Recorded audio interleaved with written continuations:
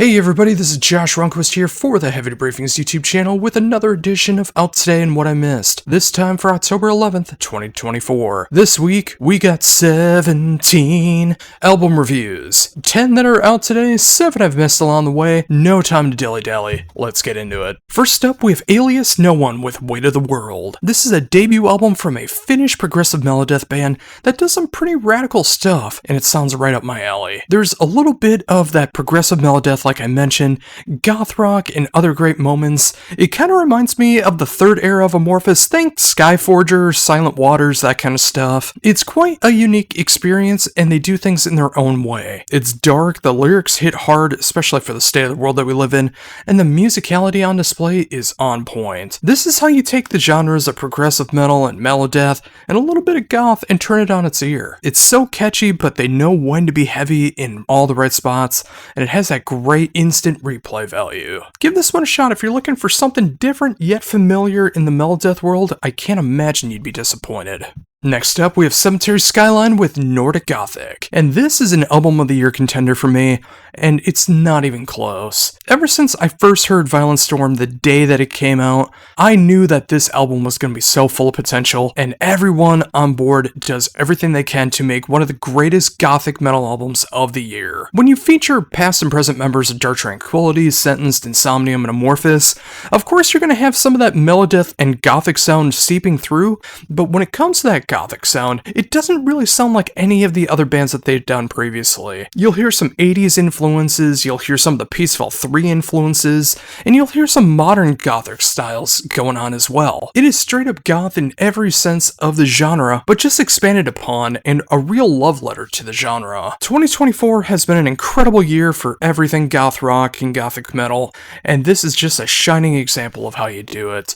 Up next is Clean Break with We Are the Fire. This is a sophomore album from a conglomeration featuring James Durbin of American Idol fame, and also featuring members of Riot V and Stryper. And they make some of the most intriguing melodic metal, AOR, and hard rock that I've heard this year. It is just bordering on more of the extreme sides of metal, while still being some of the most mainstream rock that I've heard. It's so intriguing, and there's no real way for me to be able to really describe it without you checking it out for yourself and seeing what I'm talking about. It fuses all of this together to make it feel like it has this great mass appeal for the heaviest of metal fans, the hardest of rock fans, and anyone who would just turn on FM radio. It's a fun album from start to finish, and if this sounds like it could be your bag, you just might agree. Give this one a shot.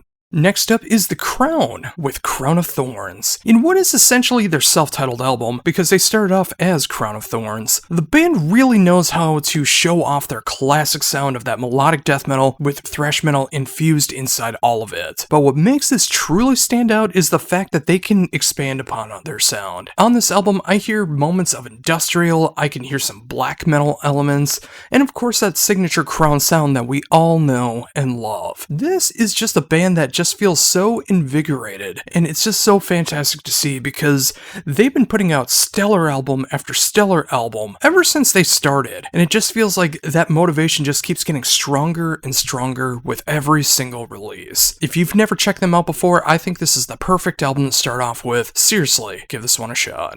Up next is Dragony with Hic Sint Dracones, and I apologize if I got that album title wrong, but it's great to see Dragony back after 3 years with their signature blend of very catchy, melodic symphonic power metal. Dragony isn't doing anything that's outside of their wheelhouse on this album, but they know how to do their signature formula with absolute solid tenacity. It's just fantastic to see this happening in 2024. It's the kind of power metal that will put a needed smile on your face in 2024, and we all need that this year. It's fun, catchy, whimsical, filled with incredible solos and signature power metal moments that remind you why you are a fan in the first place. And if you are a fan of power metal, you need an album like this right now. Put this one on, relax for just a little under an hour. You owe it to yourself for making it this far into the year.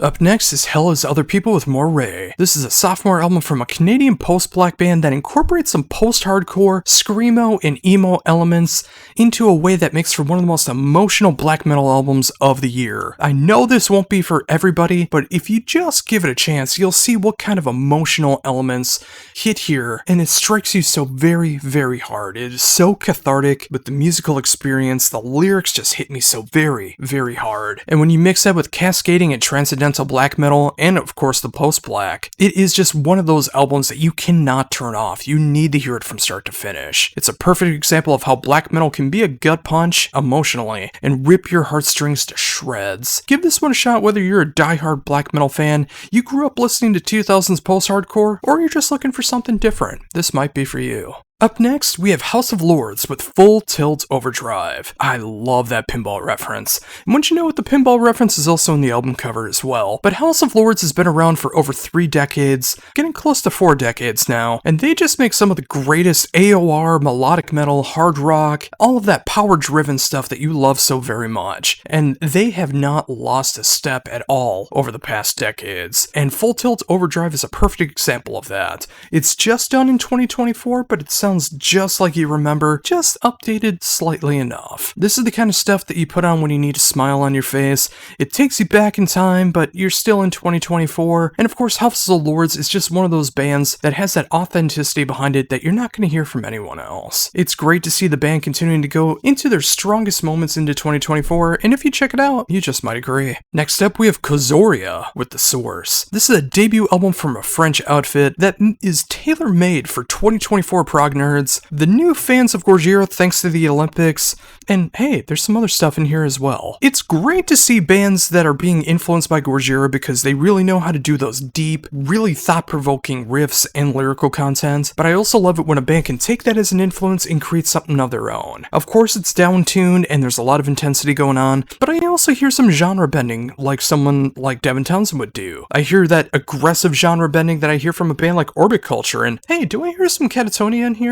I do hear that as well. It's quite heavy and catchy at the same time. It can hit for the most brutal metal fans, it can hit for more of the mainstream fans that have just discovered Gojira, and so very, very much more. This might go under the radar for some, but let's change that. Check this one out and hear some awesome, dark, progressive metal. Next up is a band name that I hope I get right, Sandvice with Standing in the Fire. This is a band that feels like it was meant for me in the early 2010s, but doing it now in 2024. It's that perfect blend of progressive sludge metal. I'm talking early day Baroness, mid-era Sword, and the prog era of Mastodon, all combined together with some other unique blends, herbs, and spices to create a very sludgy, proggy, heavy metal sound that can hit just as much for the Black Sabbath fans in all of us and the new school fans of all of us. Every song is super catchy, mesmerizing, and puts you into a unique trance. Seriously, if you love albums like Crack the Sky, Blue Record, and especially Warp Riders, you need to check this album out immediately. We need an album like this right now, and the band pulls it off to pure perfection. Next up, we have Vicious Rain with There Is Beauty in Letting Go. What a title. And finally, this is the last of the stuff that's coming out today. This is a debut album from a Swiss alternative metalcore band that really hits the perfect balance between heavy and mainstream. They hit some of the heaviest breakdowns and riffs that I've heard in the genre in 2024, and they also make it so accessible, especially in the choruses.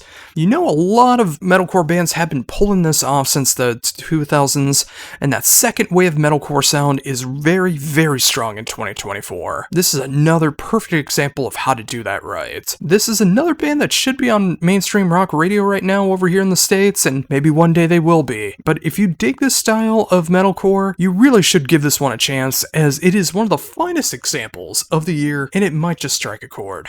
And now, for what I missed over the past weeks, is the band known as Esharhaddon with Era. And this is some of the most emotional black metal I've heard all year, no matter the subgenre of black metal. From the riffs that'll pull on your heartstrings to the heartbreaking vocals that'll tear your soul apart. This is a German band that really knows how to get emotional, and it makes you question everything. This is tailor-made for the AOP Records crowd. Like, if you love Hardcore for the Sky, Groza, Agripni, all of those types of bands, this is a band that you need in your life. It is a soul-crushing album. Whether you can speak German or not, it will affect you emotionally just by the dedication and emotion that is sung and played. And those are always the best kinds of albums that transcends all of that. Grab some tissues, have an existential cry, and enjoy one of the best post-black metal albums of the year. Up next is something from my neck of the woods in Minneapolis. This is Feral Lights with their 5th album, A Reckoning with the Intangible. Now, this is a very intriguing black metal album album, where it is that old school, raw black metal sound, but it's done with just enough crust punk to elevate things and make you feel like you're going through such adrenaline, but it also knows how to pull things back, spread things apart, and make it feel like very post-metal, black metal, not post-black, combining those two genres, and just making things stretched out into songs that last over 15 minutes long. It's a combination of both of those.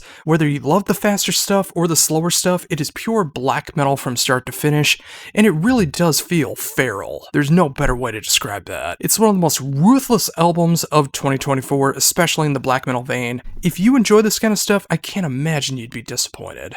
Next up, we have some gothic death doom from the band The Ghost I've Become with Asylum. Finnish gothic doom is some of the best out there, and this debut album from this quartet is exactly what I need right now. A band that mixes the likes of November's Doom, Catatonia, and especially Daylight Dies is something that just hits right at home in the gothic doom territory for me, and that doesn't always exist in new music. But when it's done right, it's astounding. It's just raw enough, but it is crystal clear as well. It's emotionally driven, and it has such a great dark sense of melodic riffs and songwriting. It takes the best of the genres and makes it their own. It's not too slow, not too fast, it just feels satisfying. It has an overall sense of dread that makes gothic death doom work so very well, and it's one of the best in gothic death doom in 2024. Pick this one up and see if you agree. Up next, we got some more gothic death doom from the band Invernoir with Aiming for Oblivion. This time, it's coming from Italy, and it is some absolutely incredible stuff, especially for a debut album. It is haunting, dreadful, so full of emotions. It hits the styles of bands like My Dying Bride and Shores of Null, and wouldn't you know it, the live singer of Shores of Null is the singer of this band. The band creates such a tear-jerking form of doom metal that will hit the darkest parts of your soul and not let up until it's over. You'll feel trapped, you'll feel lost, you'll feel like you can't get away. But really, if you love this style, do you want to get away? I don't think so. This is such a fantastic display of gothic doom, and if you love gothic doom, you need this album immediately.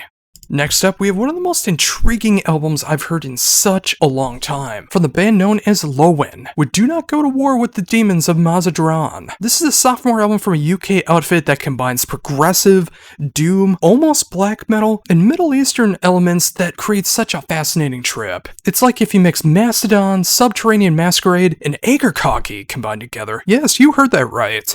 It pushes things to almost the extremes without going too far into it, but also knows when to let the riffs ride and just take you on this mystical journey that you will not expect. It's the kind of album where my words can only do so much for you, but if you love progressive doom, this is something that I think you would really, really enjoy. Give this album a spin, take a trip, I think you'll be so glad that you did.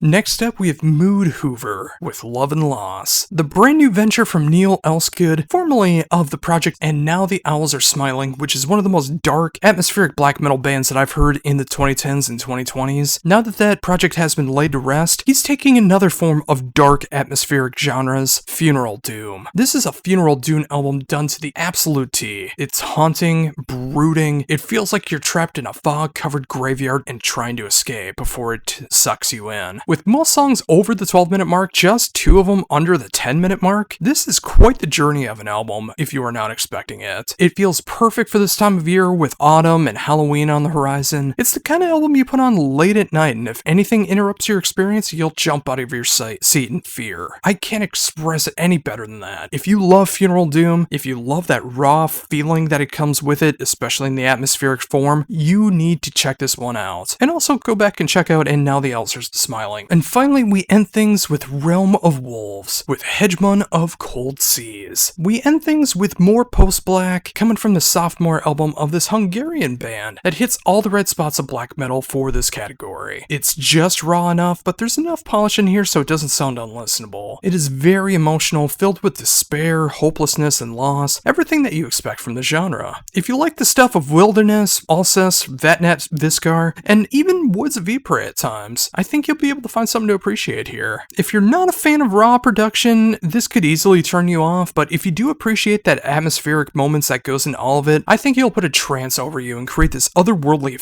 feeling that you simply can't get from any other black metal this year. It hits in a way that you feel like you're about to hit your demise in 2024, and trust me, that's closer than ever before this year. Give this one a shot and see how your end may come to fruition in the best way possible.